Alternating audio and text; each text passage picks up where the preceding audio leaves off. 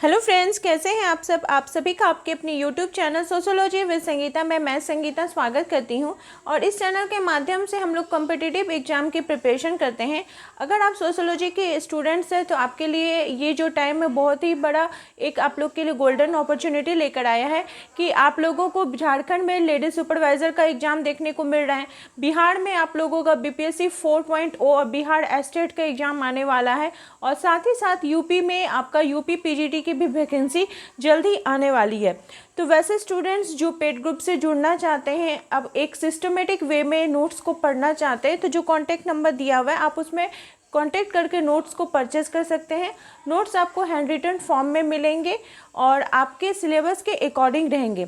आज का जो हमारा टॉपिक है ये रिवीजन क्लास है। आपका यूनिट 14 में हम लोग देखेंगे परिवार, विवाह एवं नातेदारी। तो जितना ज़्यादा से ज़्यादा हो सके हम लोग क्वेश्चंस को अटैम्प्ट करेंगे। हम लोग का मेन टारगेट ज़्यादा से ज़्यादा क्वेश्चंस को अटैम्प्ट करना है, इसलिए आप लोगों के पास में वन लाइनर फॉर्म में क्वेश्चंस को सारा लेकर आई हूँ। तो चलिए क्लास को स्टार्ट करते हैं। आज का हमारा टॉपिक क्या है? परिवार, विवाह एवं नातेदारी। तो ये हम लोग किस संदर्भ में देखेंगे? तो हिंदू, मुस्लिम और जनजातीय समाज के संदर्भ में देखेंगे। तो आज का हमारा पहला क्वेश्चन है कि एक सामाजिक संस्था है, तो किसको हम सामाजिक संस्था कह सकते हैं? तो विवाह को हम सामाजिक संस्था कह सकते हैं। नेक्स्ट है कि जाति से बाहर विवाह करने की प्रेरणा उत्पन्न होती है। कहाँ से उत्पन्न हुई है? तो ये औद्योगिक विकास के कारण उत्पन्न हुई है। वेस्टर्न मार्ग के अनुसार मनुष्य ने आरंभ में किस प्रकार के विवाह प्रथा को अपनाया था? तो वेस्टर्न मार्ग के अनुसार एक पत्नीवाद को अपनाया गया था। नेक्स्ट है कि मूल परिवार की अवधारणा किनके द्वारा दी गई है? तो मर्डॉक। नेक्स्ट क्वेश्चन है कि भारतीय शास्त्रों के अनुसार स्त्री धन स्त्री धन किसे कहते हैं? तो ये स्वयं के विवाह के समय जो पत्नी है वो अपने पति के घर लेकर आती है तो उनको जो धन दिया जाता है वो स्त्री धन कहलाता है। नेक्स्ट क्वेश्चन है कि वह नियम जिसके अनुसार परिवार की संपत्ति में परिवार के प्रत्येक सदस्यों का जन्मजात अधिकार होता है उसको क्या बोला जाता है? तो उसको मिथ्याचारा का नियम बोला जाता है, जो कि जीमूतवाहन जी के द्वारा दिया गया है। नेक्स्ट है कि इरावती कड़वे के अनुसार दक्षिण भारत में जन्म के परिवार तथा विवाह के परिवार के मध्य कोई निश्चित भिन्नता जो होती वो नहीं पाई जाती, क्योंकि उनमें चचेरे ममेरे भाई बहनों के मध्य विवाह का प्रचलन देखने को मिलता है। नेक्स्ट है कि आदिवासी समाज में ईसाई धर्म प्रचारकों की गतिविधियों और राष्ट्रीय स्वयं संघ तथा विश्व हिंदू परिषद जैसे संगठनों द्वारा प्रचार ने क्या उत्पन्न किया था? तो उनके लिए एक भ्रम और संघर्ष की स्थिति जो है वो उत्पन्न की थी। नेक्स्ट है कि मार्गन महोदय का नाम किससे जुड़ा हुआ है? तो आदिम मानव स्वच्छंद यौन संबंध से। नेक्स्ट है कि परिवार के उद्विकास के 5 स्तरों का वर्णन किसने किया है? तो मार्गन महोदय ने। परिवार के पितृवंशीय एवं मातृवंशीय जो परिवार वर्गीकरण हो रहा है उसका आधार क्या है? तो वो वंश आधार पर। नेक्स्ट है कि भारत में बहुपति परिवार से जुड़ा प्रसिद्ध उदाहरण कहाँ मिलता है? तो हमें महाभारत में देखने को मिलता है। जो द्रौपदी का 5 पांडवों के साथ जो विवाह हुआ था वो बहुपति विवाह के बारे में ही था। नेक्स्ट है कि जातिवाद की बुराई को दूर करने का समाधान क्या है? तो हम अंतरजातीय अगर विवाह समाज में होता है तो इससे जातिवाद को दूर किया जा सकता है। नेक्स्ट है कि नाभिकीय परिवार में सम्मिलित होते हैं पति पत्नी और उनके जो अविवाहित बच्चे होते हैं उनको नाभिकीय परिवार या एकाकी परिवार कहा जा सकता है। नेक्स्ट है कि हिंदू विवाह अधिनियम 1955 में सिखों, जैनों और बौद्धों को सम्मिलित किया गया था। ठीक है, हिंदुओं को तलाक कानूनी रूप से मान्य किया गया था, लेकिन इसमें कौन सी जनजाति मतलब किसको सम्मिलित नहीं किया गया था? तो जो अनुसूचित जनजाति है उसको सम्मिलित नहीं किया गया था। यौन साम्यवाद को परिवार की उत्पत्ति का कारण कौन मानते हैं? तो मार्गन महोदय। एक अधिनियम जो अंतरजातीय विवाह को मान्यता प्रदान करता है, अंतरजातीय विवाह का जो मान्यता है वो विशेष विवाह अधिनियम 1954 में पारित किया गया था। नेक्स्ट है संयुक्त परिवार के विघटन का एक कारण नहीं है, तो जो सांप्रदायिकता है ये कारण नहीं हो जाएगा। नेक्स्ट है कि एक परिजन के माध्यम से एक अन्य परिजन की चर्चा करते हुए संबंधों के उपयोग को क्या कहा जाता है? तो इनको टेक्योनॉमिक कहा जाता है। नेक्स्ट है कि एम्फिनल परिजनों का एक उदाहरण है, जो एम्फिनल परिजन है उसमें पत्नी उसके अंतर्गत आएगी। यहाँ पे देखिए आपका सूची 1 एवं सूची 2 दिया गया है मिलान करने के लिए। जो सती प्रथा को प्रतिबंधित अधिनियम था ये 1829 में किया गया था। हिंदू विवाह पुनर्विवाह अधिनियम 1856 में, नागरिक विवाह अधिनियम 1872 में, बाल विवाह निषेध अधिनियम 1929 में, दहेज निषेध अधिनियम 1961 में। तो इन जो अधिनियम है इनसे रिलेटेड क्वेश्चन आपको 1 या 2 देखने को एग्जाम में मिलेंगे ही। नेक्स्ट है संयुक्त परिवार, एक से अधिक प्राथमिक परिवारों, आधार परिवार के करीबी संबंधों, आम निवास और पितृवंशीय वंश ये कहा जाता है कि किसने कहा है, तो ये मेमोरी महोदय ने कहा है। नेक्स्ट है कि 151 संबंधी जो तृतीयक नातेदारी के अंतर्गत आते हैं, ये किसने वर्गीकरण किया है, तो मर्डॉक महोदय ने। नेक्स्ट है कि यदि रक्त संबंधियों के केंद्र पत्नियों के बाहरी सतह से घिरा हुआ रहता है तो परिणामी समूह को क्या कहा जाता है, सजातीय परिवार। नेक्स्ट है कि वह परिवार जो किसी के विवाह के बाद स्थापित होता है उसको क्या बोला जाता है, प्रजनन मूलक परिवार बोला जाता है।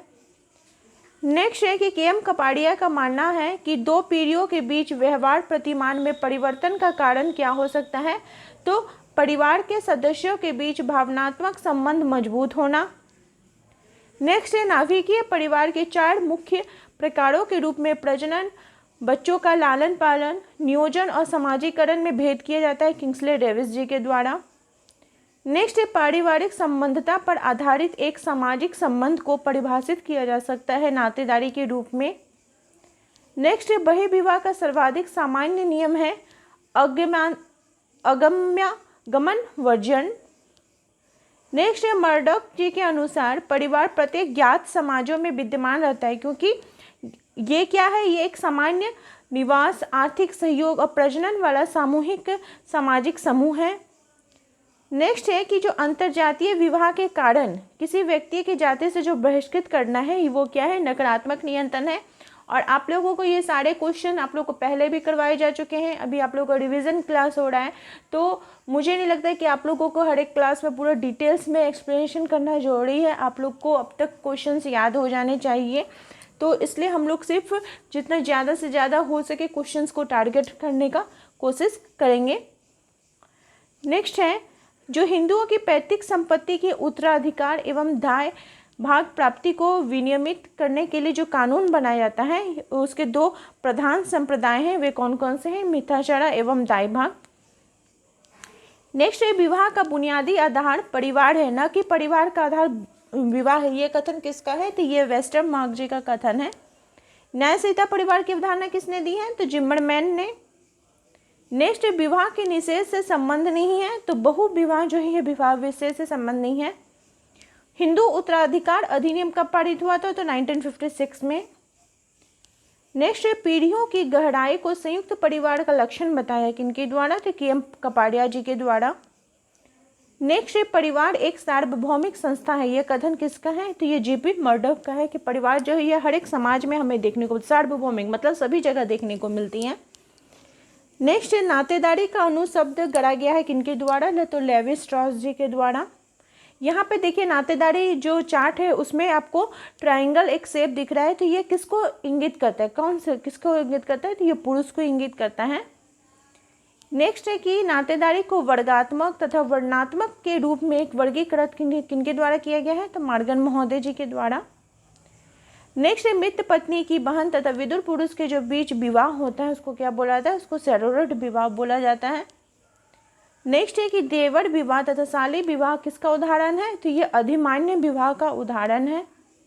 द्रौपदी विवाह कैसा है, तो यह भातृक बहुपति विवाह का उदाहरण है। नेक्स्ट है कि वह परिवार जिसकी सदस्यता पति पत्नी और उनके एक जो अविवाहित बच्चे होते हैं उनको क्या बोला जाता है, तो उनको आप एकाकी परिवार या न्यूक्लियर या फैमिली बोल सकते हैं।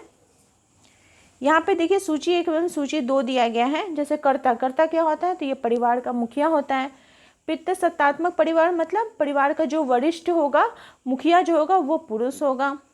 अंतर्विवाह का मतलब होता है समूह के अंतर्गत ही जो समूह के अंदर जो विवाह होता है उसको अंतर्विवाह बोला जाता है। और अनुलोम विवाह में क्या होता है, जो उच्च जाति के पुरुष का जब निम्न जाति के साथ विवाह होता है तो वो अनुलोम होगा। वही जब उच्च जाति की स्त्री का निम्न जाति के पुरुष के साथ अगर विवाह होता है तो फिर उसको प्रतिलोम बोला जाता है। यहाँ पे देखिए आपको सूची के मिलान करने के लिए दिया गया है, जैसे दहेज निरोधक अधिनियम 1961 में, हिंदू विवाह अधिनियम 1955 में, घरेलू उत्तराधिकारी अधिनियम 1956 में, घरेलू हिंसा अधिनियम 2005 में।